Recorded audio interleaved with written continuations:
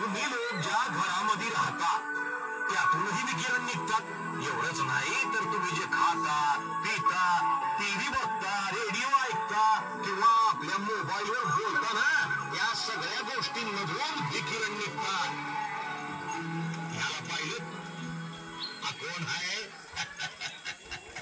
हा माझा नातू आहे समीर. आजच शहरातून आलाय.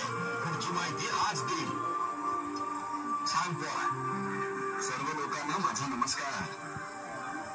काय गंगूताई ओळखत का मला?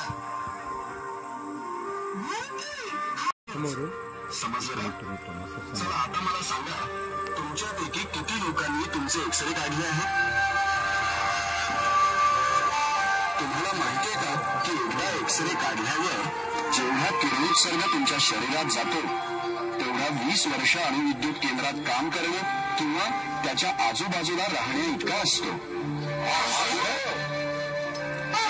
आम्ही तर असं ऐकलंय की अणुविद्युत केंद्रामध्ये काम करणारे आणि याच्या आजूबाजूला राहणाऱ्या लोकांना चांगल्या तऱ्हेच्या कर्करोगांचा धोका असतो म्हणे.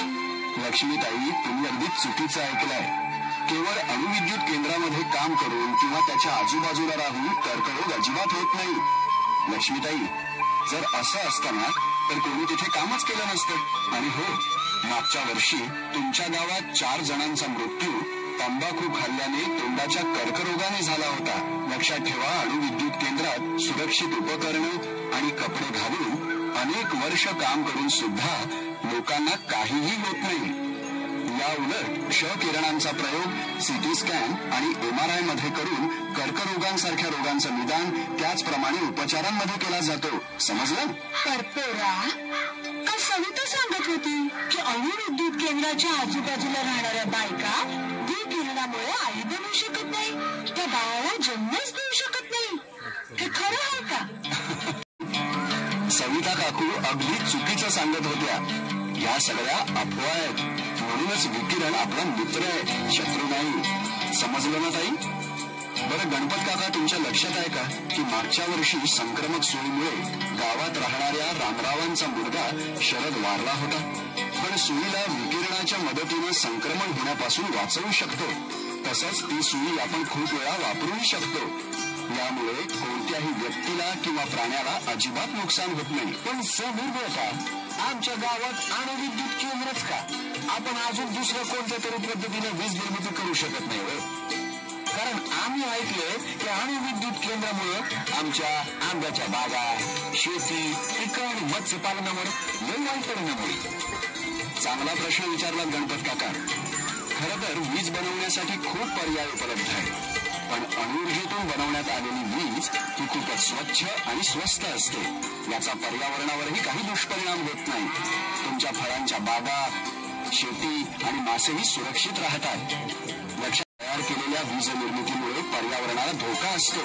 वायुमंडळात धोकादायक गॅस एकत्रित होतात, ज्यामुळे आपल्या प्रकृतीवर प्रतिकूल असा परिणाम होतो. अजून एक गोष्ट, इतर स्रोतांपासून वीज बनवण्यासाठी साधनं कमी आहेत. पण खूप साधनं असल्या कारणाने अणुऊर्जेपासून आपण अनेक वर्षांपर्यंत वीज निर्मिती करू शकतो. याचबरोबर मी हेही तुम्हाला सांगतो की विकिरणाचा उपयोग फळांना लवकर सडण्यापासून, कांदा बटाट्यावर लवकर अंकुर फुटण्यापासून, तसंच डाळ, तांदूळ, वाटाणा इत्यादी पिकांना लागणाऱ्या कीटकांपासून वाचवण्यासाठी केला जातो, ज्यामुळे तुमची पिकं जास्त वेळेसाठी सुरक्षित राहू शकतात. त्याचप्रमाणे विकिरणामुळे तुमच्या बियाणांची गुणवत्ता सुद्धा वाढते. तर मला एक गोष्ट सांग की सौर ऊर्जा आणि पवनचक्की पासून सुद्धा वीज निर्माण करता येऊ शकते. तर मग अणुऊर्जेपासूनच वीज कशा पाहिजे? रघु काका, तुम्ही खूपच चांगला प्रश्न केलाय.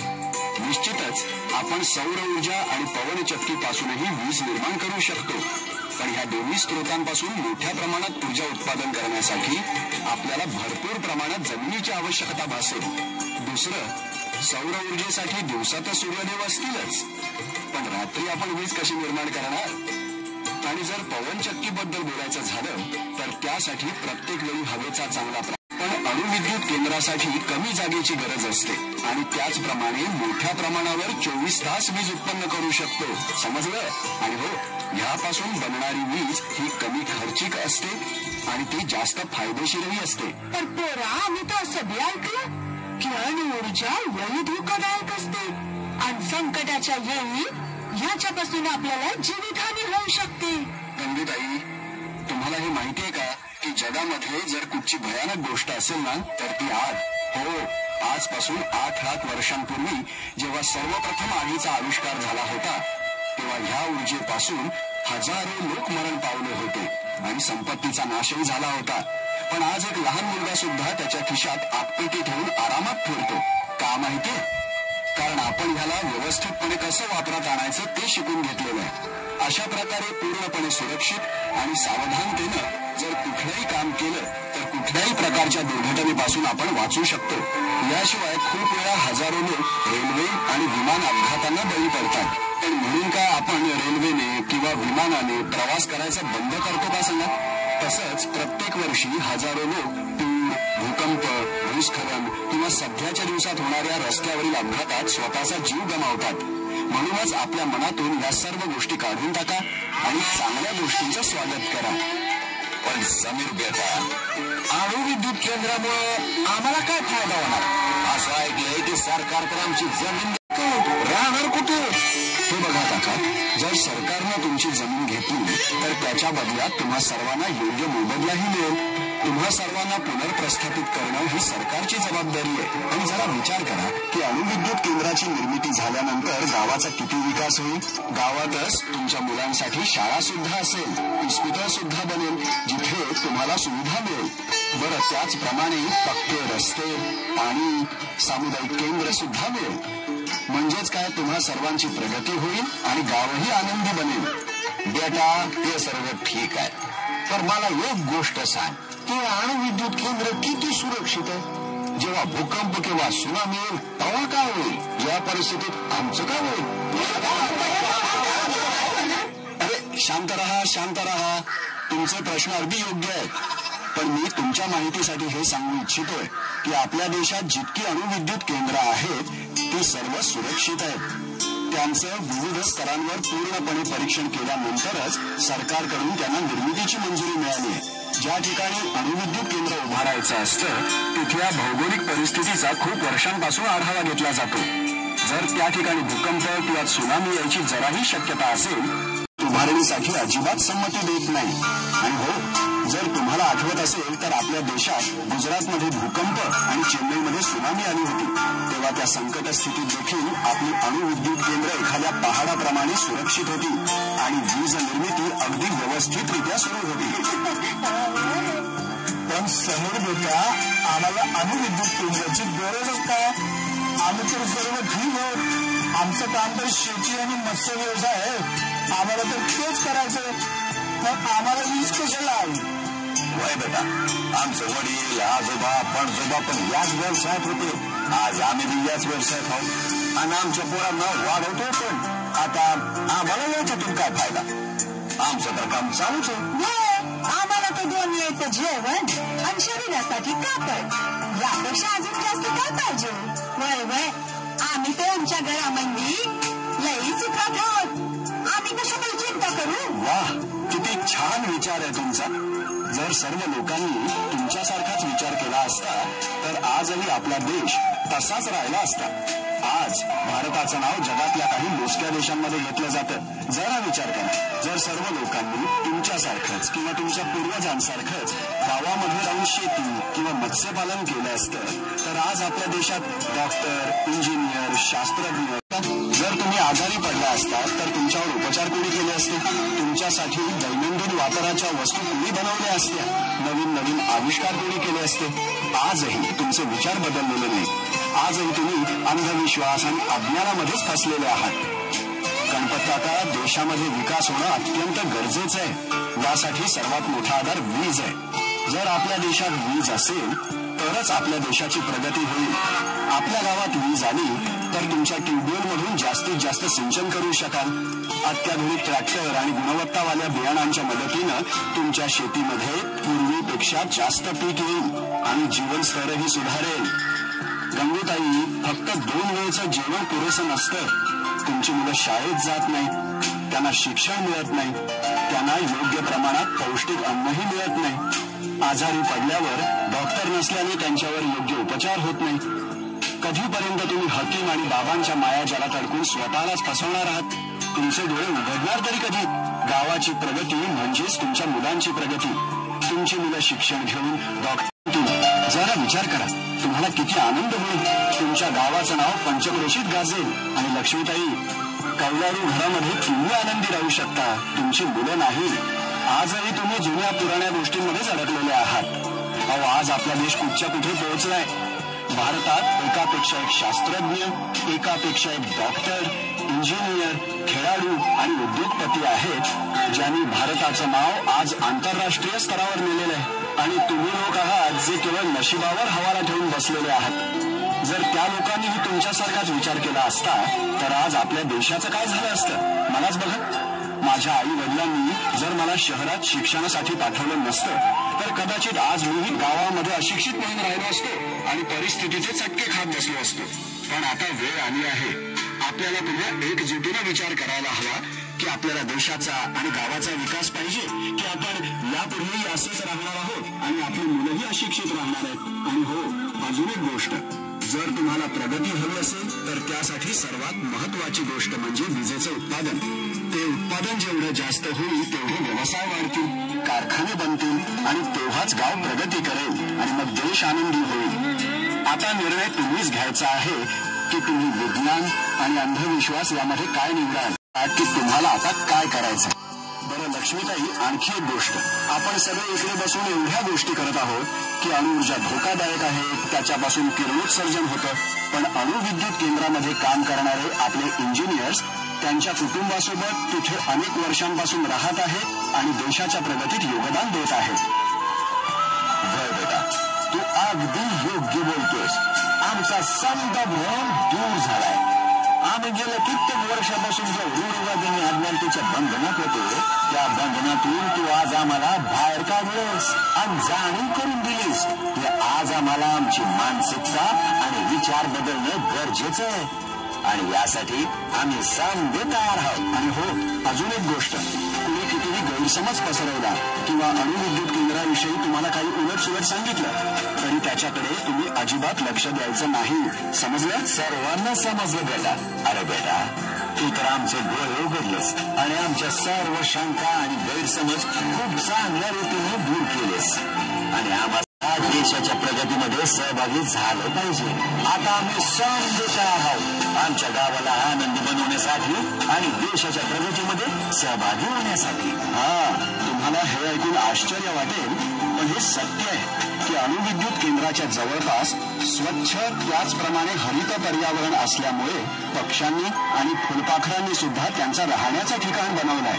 बेटा, एवढं समजा ऐकून तर आता आम्हाच विद्युत केंद्र पाहायची इच्छा होते. आम्ही समजून विद्युत केंद्र पाहू शकतो का नाही काका? अहो, तुम्ही जेव्हा म्हणाल तेव्हा मी तुम्हाला अणुविद्युत केंद्रामध्ये घेऊन जाऊ शकेन, ज्यामुळे तुम्हाला अजून खूप गोष्टी व्यवस्थित करण्याची संधी मिळू शकेल. तर पाहिलं तुम्ही, हे सर्व तर तयार झाले. आता तुम्ही कधी येताय? समीरचा वार्तालाप ऐकून गणपत आणि इतर गावकऱ्यांनी अणुविद्युत केंद्राला भेट देण्याचं ठरवलं. काय झालं जेव्हा गणपत आणि गावकऱ्यांनी परमाणु वीज केंद्राला भेट दिली? त्यांना तिथे कसं वाटलं? त्यांनी तिथे काय पाहिलं? हे सगळं जाणून घेण्यासाठी वाट पहा पुढच्या अंकाची. गणपतची सहल, गोष्ट परमाणु ऊर्जा केंद्राच्या सहलीची. अणु ऊर्जा, देशाची ऊर्जा, स्वच्छ ऊर्जा, स्वच्छ. तुम्हाला घ्यायचे कंबाईन मुली अशा दोन करा. फक्त ना तुम्ही सारखा आणि इकडे दोन करा. चला तुम्ही इकडे सर्व विद्यार्थी जवळ आहे. अशा बेटा तुम्ही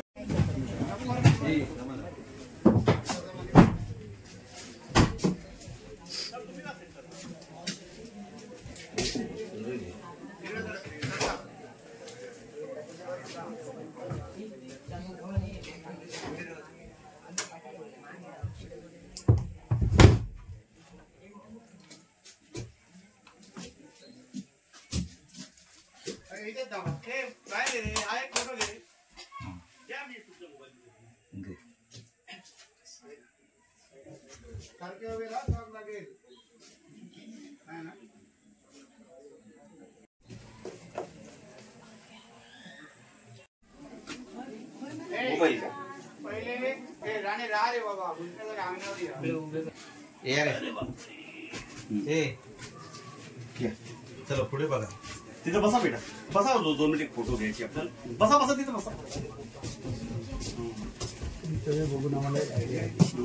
पुढच्या वर्षी आमच्या ॲडव्हर्टाईज आम्ही असं एडिटिंग करून क्रॅश ते कोर्स आहे काय म्हणतात ते आम्ही टाकणार. मस्त काही इकडे बसा बेटा. इथं बसा. या या या. इकडे बसा. पात्र द्यायची तुम्ही फक्त फोटो घ्या. हे म्हणते पुढच्या वर्षीतून आहे नवीन एक संकल्पना पुढच्या शाळेची हे सर्व आपल्याला निरीक्षण करायचं आहे बाळांनो. पाहायचं आहे. ॲडव्हर्टाईज 10 मिनिटाचा असं एडिटिंग करून हे करायचं बरोबर. ठीक आहे. शाळेच्या मी तुम्हाला तिथं सर्व डिक्टेशन केलं आहे. हीच माहिती तुम्हाला सांगितली आहे सर्व. असं आहे. हा याला हे हा अशा प्रकारचा युरेनियम असतो. हा युरेनियम असतो. त्याचा वापर कुठं करतो? ह्या सिलेंडरमध्ये करतो. आणि ही अणुभट्टी, याला इंग्लिशमध्ये आपण रिॲक्टर म्हणतो. ठीक आहे. आणि इकडे बघा, आता तुम्हाला सांगतो, त्यांनी मी तुम्हाला एक उदाहरण दिलं होतं. समजा 1 किलो कोळसा जळतो तर आपल्याला 3 युनिट इलेक्ट्रिसिटी मिळते. आणि 1 किलो जेव्हा परमाणूचा वापर करतो, युरेनियमचा वापर करतो, तेव्हा 50,000 युनिट इलेक्ट्रिसिटी मिळते. असं आहे. तुम्हाला हे करायचं आहे.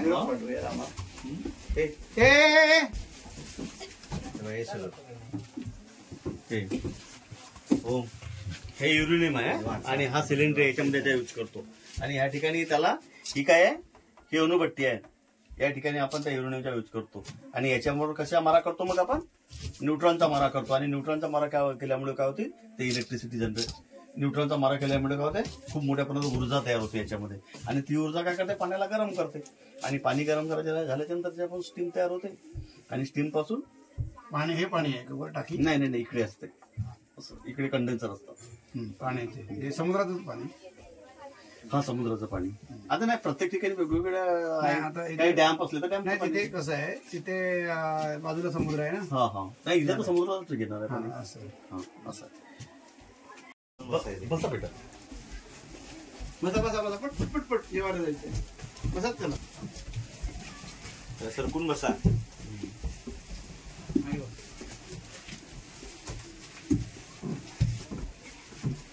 बस काही इकडे बस. लक्षात मगाशी तुम्हाला डिक्टेशन द्यायचं. याला काय म्हणतात आपण? हा युरेनियम आहे. याचा यूज कुठं करतो आपण? ह्या सिलेंडर यामध्ये करतो. बरोबर. आणि हा रिॲक्टर आहे, ही अणुभट्टी. या ठिकाणी त्याचं इंधन म्हणून यूज करतो. याच्यावर आपण कशाचा मारा करतो? नंतर न्यूट्रॉनचा मारा करतो. आणि न्यूट्रॉनचा मारा केल्यामुळे याच्यामध्ये खूप मोठ्या प्रमाणात चेन रिॲक्शन होते.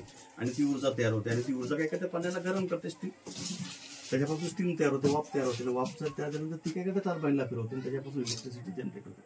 अशा प्रकारचं आहे. चला ठीक आहे. चला